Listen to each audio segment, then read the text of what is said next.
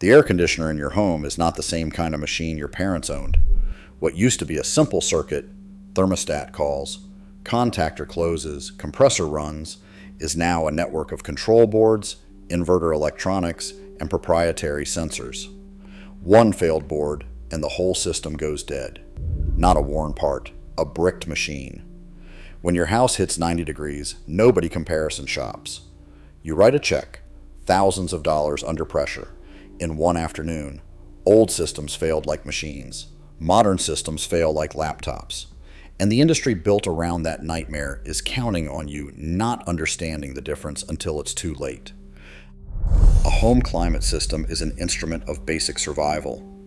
When outdoor temperatures swing to life-threatening extremes, whether freezing winter nights or blistering summer afternoons, your house relies entirely on this machine. But today, that machine is a delicate computer network that happens to push air. When a single proprietary chip on a control board burns out, the entire system stops dead. There is no manual bypass. There is no temporary workaround. You are left with a bricked appliance and a home that rapidly becomes unlivable. Within hours, you are forced to make a decision worth thousands of dollars under intense physical discomfort and urgency. This spending under duress is where the trap closes, turning an emergency service call into a high-pressure sales pitch. For decades, keeping a house cool did not require a degree in computer science. Legacy air conditioners were loud, power-hungry, and heavy, but they operated on a simple, predictable chain of physical reactions. It started when the mechanical thermostat on your wall clicked, completing a low-voltage circuit. That electrical signal traveled directly to the outdoor unit, energizing an electromagnetic coil. This coil pulled down a heavy metal contactor with a loud snap, sending 240 volts of electricity straight into the compressor. The compressor hummed to life, pumping refrigerant through copper lines, while a basic fan motor pushed air across the indoor coil. Every component was a distinct, heavy-duty mechanical part. If the system stopped working, a technician could trace the power flow with a basic multimeter, identify the single broken switch, and swap it out for a generic $30 part. It was a machine, not a computer. When these older systems did break down, the failure was mechanical and obvious. A technician opening the cabinet didn't look for an error code on a flashing LED. They looked for a bulging run capacitor, a pitted contactor, or a frayed fan belt. You could physically see the problem. A broken relay or a worn-out fan motor was a localized issue isolated to a single component. Even a pinhole refrigerant leak could be brazed shut on site. These were cheap, off-the-shelf parts, often costing under $50, that any local supply house kept in stock. This simplicity made repairs highly legible to the homeowner. You paid for a technician's labor and a clear, physical fix, not a proprietary diagnostic license. Older systems certainly had drawbacks. They were heavy, loud, and consumed far more electricity than modern units. But when they failed like machines, giving you a fighting chance to fix them rather than bricking like a locked laptop. The pressure to replace an older, repairable system does not just come from inside the cabinet, it starts on the side of your house, right at the electric meter. For decades, glass-domed analog meters did one simple thing. They slowly spun, tracking total monthly consumption. But the grid changed. By 2022, the United States had around 119 million advanced smart meter installations. This represents about 72% of all electric meters and around 73% of residential electric meters.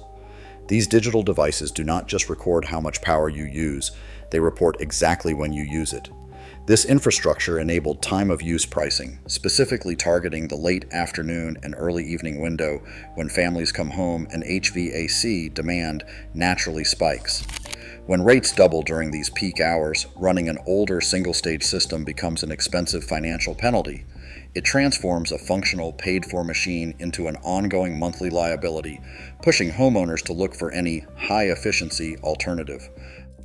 A brand new high-efficiency air conditioner cannot fix a shredded foil tube in a 130-degree attic.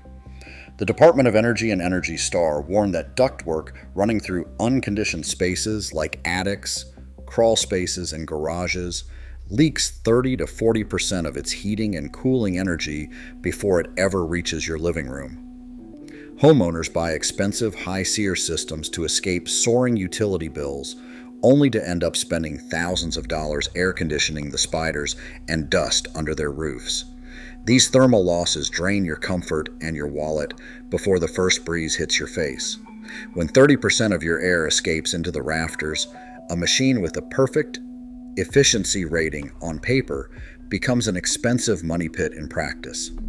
You are paying for peak performance at the equipment level, but delivering the actual comfort to the wrong place.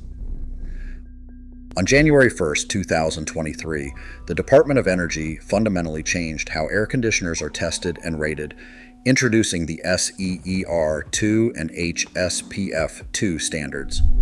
To meet these stricter metrics, manufacturers could not just use bigger copper coils anymore. They had to change the entire architecture of the machine. The industry's chosen path to higher efficiency wasn't a scam. The energy savings are real, but it relied on a massive injection of delicate electronics. Traditional single-stage compressors gave way to variable speed systems managed by complex inverter boards. Simple fan motors were replaced by computerized, electronically commutated ECM blowers. To coordinate it all, manufacturers deployed proprietary communicating thermostats. Every point of physical contact was replaced by a sensor, and every mechanical relay was swapped for a microchip. This regulatory-driven redesign changed how air conditioners fail. A system that once lived and died by simple electrical current now depends on delicate firmware and proprietary communication loops. When a modern unit stops working, a technician can no longer just test for power. They have to diagnose a computer network. In a modern high-efficiency system, the brain is not in one secure place. It is scattered everywhere. You do not just have one control board, you have a network of them. There is a board in the furnace, another in the outdoor condenser, one inside the inverter module, another attached to the blower motor, one behind the thermostat, and sometimes one inside every single indoor mini-split head. These green fiberglass plates govern everything: ignition timing, fan velocity, compressor modulation, defrost cycles, safety switches, and the complex digital handshakes between components. When one of these boards fails, the homeowner's reality is brutal. The system does not just run poorly, it dies completely. Because these boards are closed ecosystems, a technician cannot simply test a resistor or swap a basic switch. They are forced to diagnose a silent, black box. This diagnostic opacity turns what should be a minor component swap into a major financial hit. Replacing a single proprietary board typically costs between $400 and $800 in parts alone. Add 2 to 3 hours of specialized labor at $150 to $250 an hour, and you are staring at a $600 to over $1,000 bill just to get a fan spinning again. The control board has become the ultimate single point of failure, locking your home comfort behind a proprietary paywall. The electronic takeover of your heating and cooling system extends directly to the blower motor. For decades, the industry relied on permanent split capacitor, or PSC, motors. They were heavy, iron and copper workhorses. A replacement cost $50, and any technician could swap one out in 30 minutes. Modern systems instead use electronically commutated motors, known as ECMS. On paper, these variable speed blowers are a massive upgrade, slashing electricity consumption and running whisper quiet. But manufacturers bolted a sensitive electronic control module directly onto the back of the motor shell. When a power surge or heat degrades the microprocessors inside this sealed assembly, the entire unit dies. You aren't just replacing a motor, you are buying a proprietary computer module that costs $500. The modest savings on your monthly electric bill are wiped out the second this digital blower fails, turning a once simple mechanical swap into a high-stakes financial headache. A traditional single-stage compressor is brute force. It is either completely off or running at 100% capacity. Inverter compressors are far more elegant, acting like a car with a sensitive accelerator pedal. They constantly ramp up and down, matching the precise cooling load of the house to eliminate hard starts and temperature swings. But this mechanical grace introduces a severe electronic vulnerability. The compressor no longer connects directly to power. It depends entirely on a dedicated inverter drive board, a network of sensors, and proprietary software. These boards sit outside in the heat, exposed to moisture, lightning surges, and thermal cycling. When a power fluctuation fries a tiny chip on the inverter board, the entire system dies. A technician can test the compressor and find that the mechanical pump is in perfect working order, but because the proprietary board has bricked, the system refuses to run. You are left with a perfectly healthy $5,000 piece of iron that is completely locked out by a fried piece of green plastic. A thermostat used to be a simple $30 wall switch running on standard 24-volt wiring. You could swap it in 10 minutes with any brand off the shelf. Today's high-efficiency communicating thermostats, like Carrier's Infinity or Lennox's iComfort, are proprietary command centers. They use closed digital protocols to run the variable speed functions of the indoor and outdoor boards. If you try to swap it for a standard retail smart thermostat, the system disables its advanced features or refuses to run entirely. By locking the thermostat, the manufacturer locks you into their brand, their authorized dealer network, and their inflated repair pricing. The cheapest, easiest part of your system to change has been turned into a digital password, giving corporate software final control over the climate in your own home. The production and import of R22 refrigerant ended on January 1st, 2020. Homeowners with older systems were not legally forced to replace them, but the market quickly converted environmental policy into sales leverage. With reclaimed R22 prices climbing, a minor leak changes the entire financial equation of a repair. This is just the first wave.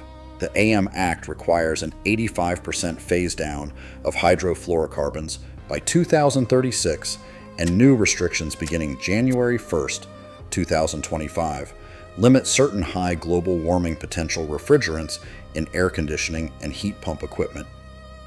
For the homeowner, these shifting regulations mean repair costs climb and consumer uncertainty grows long before a technician ever pitches a replacement.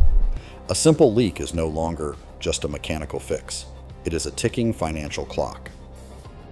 It is 3 o'clock on an August afternoon, and the indoor temperature is climbing past 85 degrees.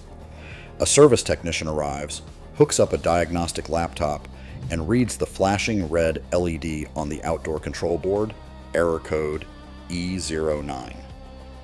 Mechanically, the $5,000 compressor is completely healthy, but a single fried circuit on the proprietary inverter board has silenced the entire system. The quote comes in slow and heavy: $720 for the replacement board, plus $225 for specialized diagnostic labor. But there is a catch. The local distributor is out of stock, and the part is back-ordered, leaving your family stranded in a sweltering house for 4 long days. This is where the technician delivers the pitch. You can pay nearly $1,000 to patch up a 7-year-old system with no guarantee on the remaining parts, or you can put that money toward a brand new SEER 2 compliant system for $9,800, fully installed tomorrow morning. Physical exhaustion and thermal urgency distort your options. The repair trap isn't one sudden giant scam. It is a staircase of logical compromises that slowly pushes you off the cliff. This high-pressure choice is not an accident of the weather. It is the core business model of an engineered sales funnel.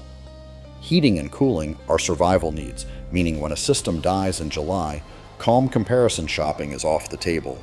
This vulnerability has turned a once fragmented market of local mom-and-pop shops into a gold mine for private equity roll-ups.